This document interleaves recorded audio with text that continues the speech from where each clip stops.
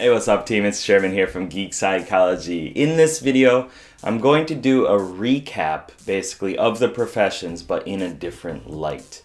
If you've watched some of the other videos or like the specific type videos like ISFP, you'll know that I like to do this kind of 4-member RPG questing system that I call Boss Mod. And in this video, I want to kind of use a simplified version of that to understand the clubs. So you'll understand like the NT type, the NF type, the ST, the SF types.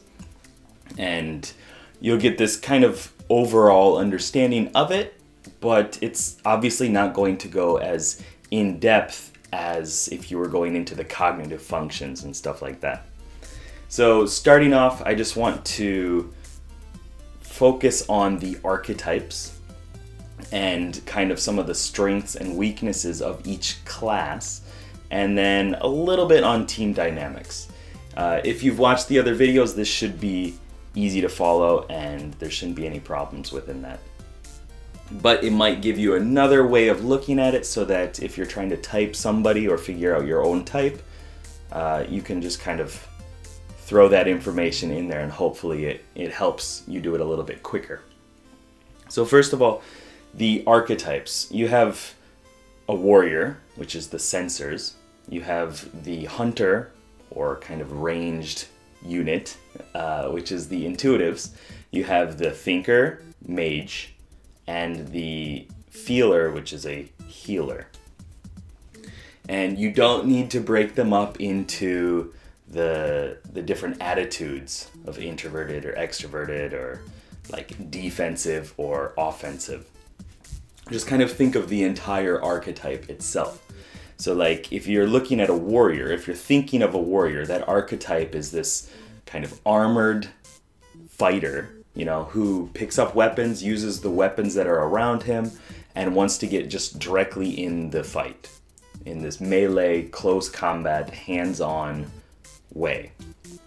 The hunter is a ranged target, right? Or not target, it's a ranged character who is kind of taking that step back and thinking not necessarily about the here and now or the past, but looking more into the future. Where is the target going to be when I fire my shot?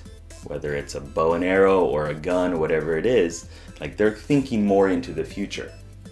And they're trying to understand the possibilities within that. Okay, so it's not as focused as before with the cognitive functions, but you have those two different scout types. And then you have the casters, which are the two judging functions, which the mage, archetypally, the archetype would make you think that they're kind of detached and they're more logical, they're summoning some abilities and things like that, using spells and stuff, and they're not necessarily focused on people's health bars, at least their allies' health bars, like a healer would be. The healer is going to be worried about keeping everybody's health up and kind of maintaining that peace, that harmony, whatever it is.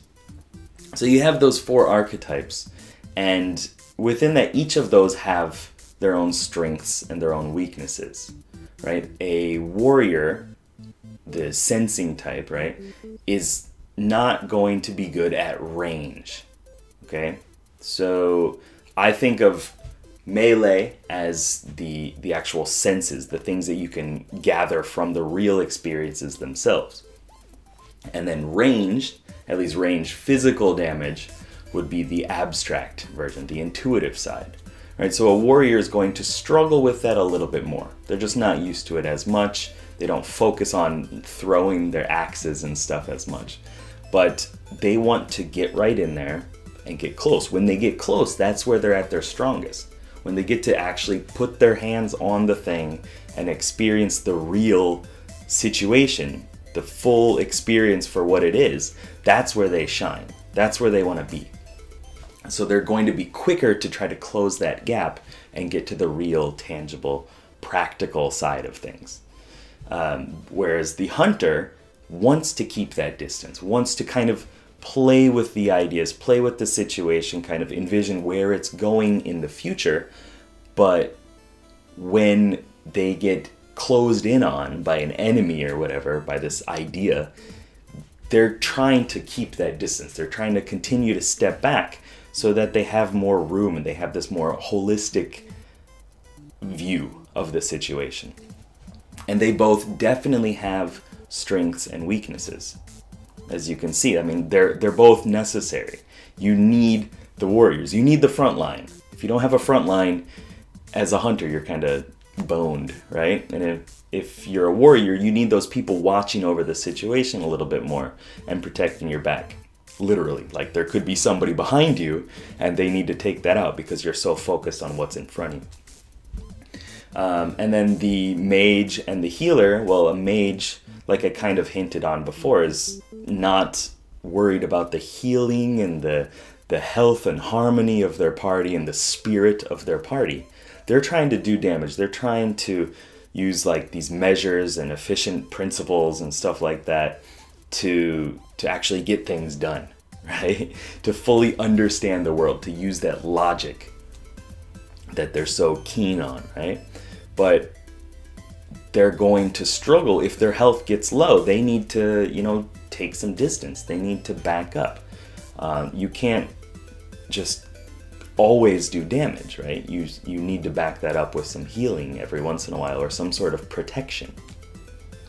Whereas the healer, if they're always just healing people and worried about the situation and making sure everybody's values are met and their beliefs are good and all that stuff, and taking care of and looking at social appropriateness and stuff like that, then they're gonna struggle to get things done. They're not going to be able to just take those steps necessarily in order to reach whatever the goal is. So they struggle with doing damage in that sense, this magical damage. Okay, so you have these archetypes and the strengths and weaknesses. Don't dig into them too much, at least for this, in my opinion. Just keep it vague, because the professions, the clubs that we're talking about are not looking into the cognitive functions. They're more looking into the behaviors and trying to keep things lighter, like MBTI style. If you're just like thinking of it as like INFP, introvert, intuitive, feeling, perceiver, you're not trying to dive that deep into it, and that's fine. I mean, it serves its purpose, right? So do the same with this style, okay? So you have these classes all there, and then you have one scout style and one caster style. And within that, looking at the team dynamics of that, you can see how the interplay kind of shows up in the personalities. So like, if you're an ST type, where I called them a blacksmith before in this kind of like single character style, well, you're going to have this warrior who's hands-on, wants to run in there, wants to get close, and you're going to have this kind of tactical mage trying to plan things out. That's pretty much an ST type, like if you're just going with these simplified stereotypes of it. So think of those two in a battle together, like in an arena or something like that, and how they would approach a situation. The mage is going to be looking over everything, trying to figure it out and trying to add these kind of tactical nuances to it. And the warrior is just like, let me in, let me see what it's actually like. Let me see if I can just take this target out right away, because I might be able to. Okay, so you have those kind of practical steps to fixing a problem or whatever it is.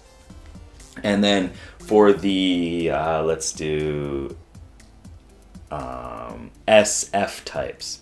Okay, we'll stick with the warrior. So we have this another warrior, whatever style warrior it is, it doesn't really matter, but they're trying to get close, right? Trying to get in there, get their hands dirty.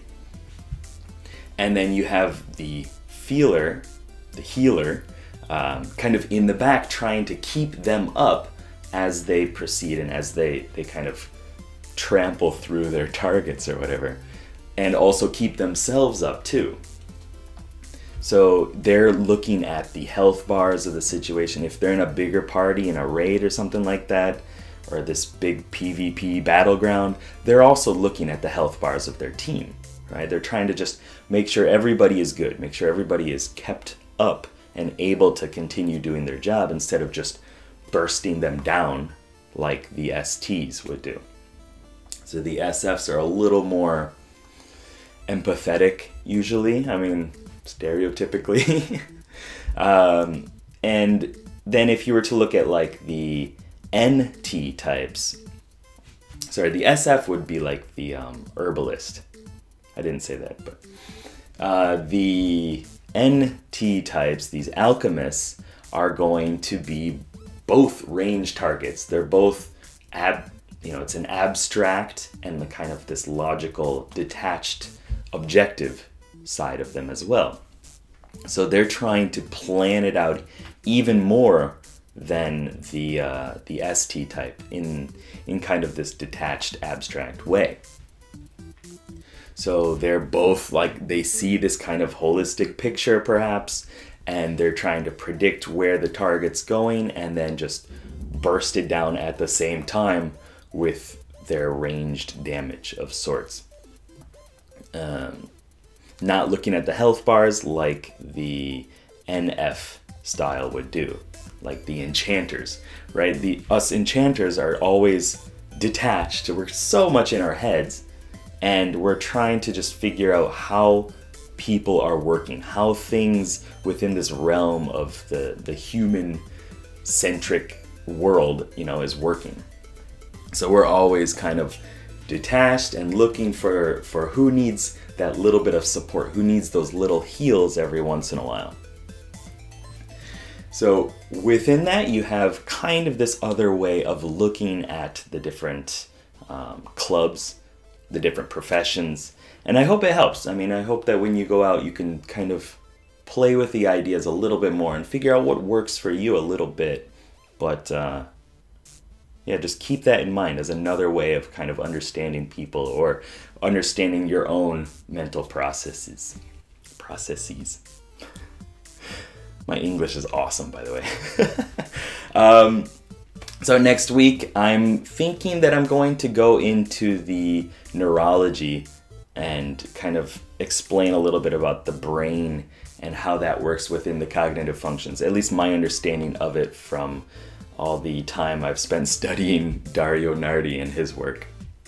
I find it really interesting too. There are already some links on the website, geekpsychology.com, that I've posted to kind of get into that whole aspect. So I'm going to be pulling information from there, hopefully giving some new stuff and keeping it interesting. So thank you very much for watching. I hope this was helpful. Good luck, have fun, and peace.